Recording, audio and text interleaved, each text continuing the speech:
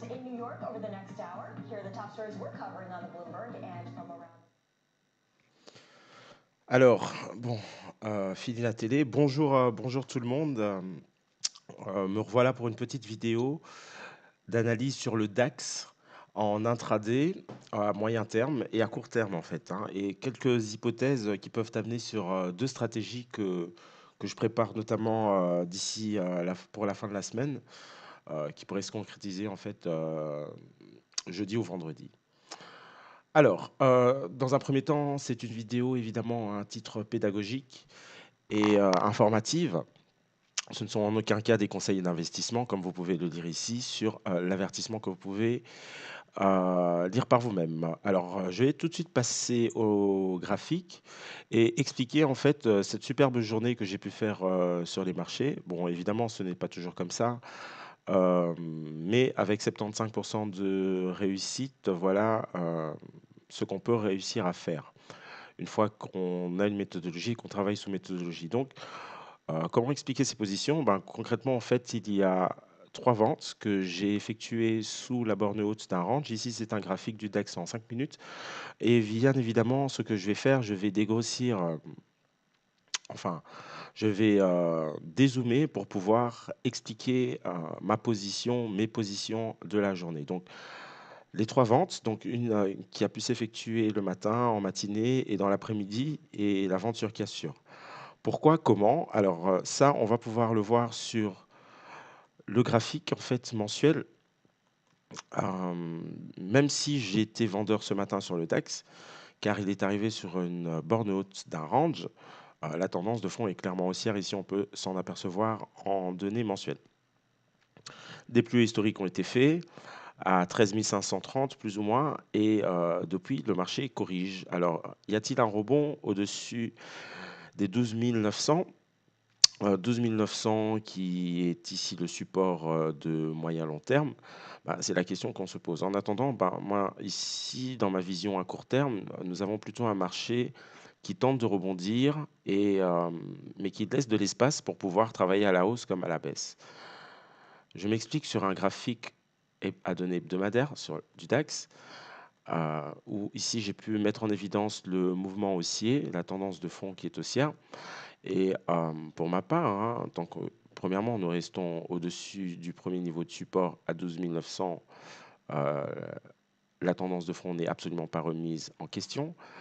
De même, nous restons au-dessus dans le canal haussier et nous franchissons pas l'oblique haussière à la baisse. Donc, pour moi, le marché ici est clairement haussier à moyen et à long terme. De ce fait, nous pouvons avoir deux hypothèses ici. En tout cas, moi, j'ai deux hypothèses, hein. Mon hypothèse, c'est que le marché peut tout à fait, un matin, ouvrir en dessous de 12 800, 12 900, bien en dessous, un beau petit gap à la baisse et continuer dans la matinée et venir chercher ici le bas du canal haussier. Donc, on peut très bien vendre encore en swing comme acheter en swing. Maintenant, l'hypothèse la plus probable, c'est quand même ici une tenue du support, tant que le marché reste au-dessus, et c'est ce qu'il est en train de faire. Alors, on pourra observer sur des données à plus court terme, en intraday, qu'une compression s'exerce sur les prix, notamment sur un graphique en H4, où il faudra à un moment donné ou un autre que le marché sorte à la hausse ou à la baisse. Et l'idée, c'est d'accumuler à la hausse et à la baisse à l'intérieur de cette figure, probablement, hypothèse numéro un, de retournement, ou alors une figure de continuation. Les niveaux sont clairement identifiés. Et on va pouvoir préciser tout ça sur un graphique en données journalières. Je viens ici sur un graphique données journalières épurées. Alors, donc ici, je ne mets pas de décompte Eliotiste. Tout ce qu'on peut dire, c'est que suite à la phase de correction ici, le marché s'est arrêté de baisser, en fait, et a marqué un double creux. Légère divergence au niveau du RSI, cassure.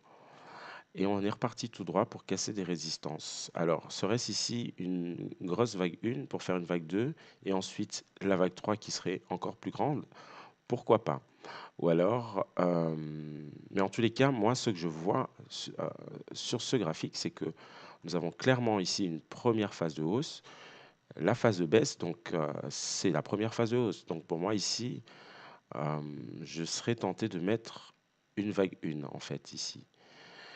Une vague 1, voilà, hop, comme ça, c'est fait directement.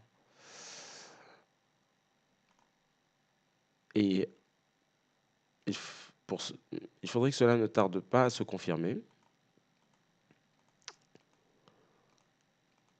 Ok, on va faire ça comme ceci. Et donc ici, ce serait la vague 2. Et on pourrait partir plus haut pour la vague 3. Bon, ça, c'est une autre histoire. En tous les cas, nous avons l'analyse, le cadrage, les niveaux et deux hypothèses. Euh, enfin, trois plus particulièrement. Le marché continue de consolider au-delà de la compression que nous sommes en train de définir tout doucement, c'est-à-dire l'oblique, une oblique, voilà, hein, qui part des plus bas et qui vient chercher une, deux, trois fois ici le marché sur ces dernières séances. Évidemment, on voit la précision, donc il y a forcément une compression qui est en train de s'exercer. Et je vais aussi placer certains indicateurs techniques pour détailler cette compression. Alors la première hypothèse, c'est un range trading qui va continuer et qui va aller au-delà en fait de l'oblique baissière. Donc ici, là, on aura une fragilité du mouvement haussier de cette phase de hausse. Et du coup, on va vendre la borne haute et acheter la borne basse. Alors, ça risque d'être difficile parce que, comme je le dis, ici, hein, on a quand même cet oblique. Et si je mets les indicateurs, notamment la moyenne mobile, euh, les cours de clôture travaillent parfaitement la moyenne mobile à 50 périodes. Donc, il y a quand même des obstacles à la baisse. Il n'y a pas un niveau horizontal ici précis sur lequel nous pourrions nous appuyer pour acheter une borne basse éventuelle. Donc, c'est pour ça que ce matin, moi, j'ai plutôt misé ici sur la borne haute. Travailler plutôt, je dirais, sur la borne haute. Maintenant, il faudrait observer le marché. Donc, c'est demain matin, entre 13 018 et 13 000, voire 13 984, 13 990. Un support de court terme, un possible rebond. Plus bas, attention, risque de travailler vraiment ici le niveau des 12 900, 12 910. Et attention à cassure. Donc ça, c'est la première hypothèse, range trading. Deuxième hypothèse, le marché revient travailler la borne haute, mais suite à un gap ou à un mouvement impulsif, nous cassons la borne haute et tout simplement, on va rechercher ici le prochain niveau qui est à 13 500. Ça, c'est une belle petite hypothèse qui relancerait le mouvement sur la tendance de fond. Sinon, hypothèse numéro 3, on vient chercher la borne basse et on casse cette borne basse. Bon, ça, c'est la troisième hypothèse, hein, qui est une hypothèse baissière. Et voilà, moi, du coup, moi, ici, je vais essayer de mettre en place des stratégies. À l'heure actuelle, il n'y a rien à faire. C'était ce matin et hier après-midi. Donc, demain matin, j'attendrai le marché. Donc, je peux le mettre en évidence ici en intraday, en H4 pour le DAX. On a toujours l'oblique. On a la moyenne mobile, je vais mettre l'indicateur ici en mauve, la moyenne mobile à 50 périodes. En données journalières, ok. Par contre, la 50 périodes et la 20 périodes en H4 qui se mettent à plat, les bandes de Bollinger à plat. Donc nous avons clairement ici une situation de range trading, mais avec une borne basse qui est soumise ici à l'inclinaison de l'oblique haussière, du canal haussier. Ok. Du coup, il faudra voir comment, où se trouve le marché. C'est pas comment, mais où va se trouver le marché demain matin entre 8h et 9h pour pouvoir éventuellement entrer en position. Donc, moi, j'aurais une affinité vraiment, je vais dire, comment dire, ce serait bien de voir le marché venir ici ouvrir un petit matin. Mais bon, on pourrait encore faire 2-3 mouvements dans cette compression avant de casser à la hausse ou à la baisse.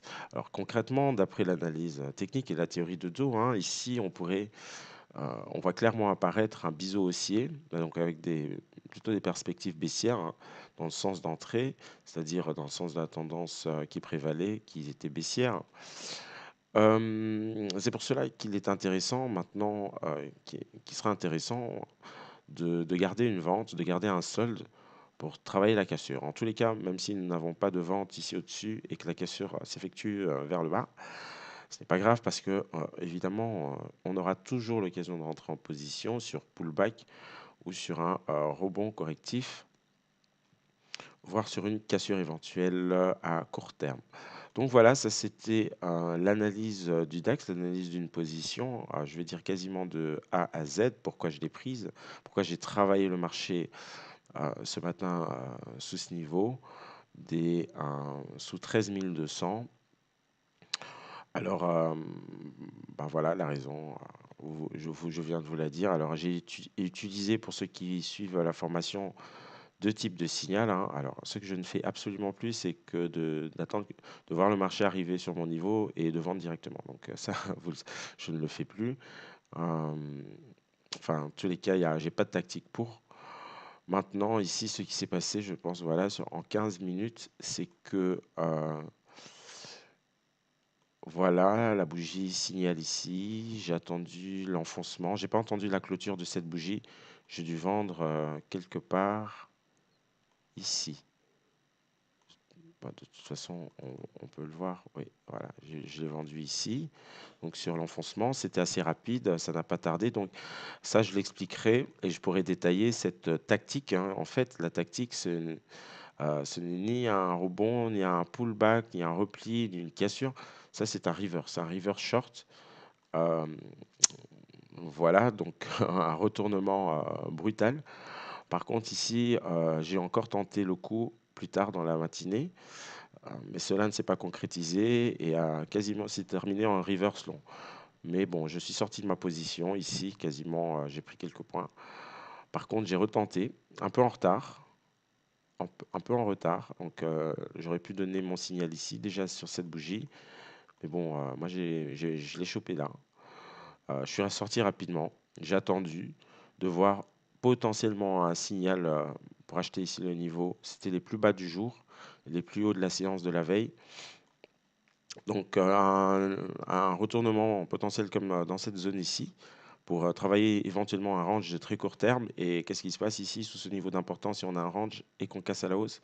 C'est parti pour de nouvelles aventures à la hausse. Donc, mais cela ne s'est pas passé, comme vous pouvez le voir. Donc, pas mal de bougies d'invalidation. J'avais d'autres actifs que je surveillais, mais peu importe.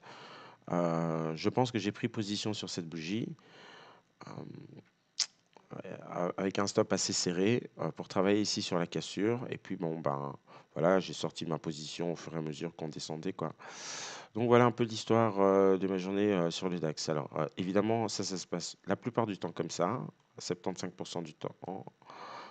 Euh, quand je suis ma méthode et j'ai tendance à la suivre de plus en plus. Donc voilà, je vous invite à vous renseigner sur le type de formation que je propose ici sur le site Basic Trade. Vous pouvez me contacter sur Facebook ou alors via Messenger. Donc voilà, bon ben, soyez prudents sur les marchés financiers et si vous avez des questions, n'hésitez pas. Merci et à bientôt.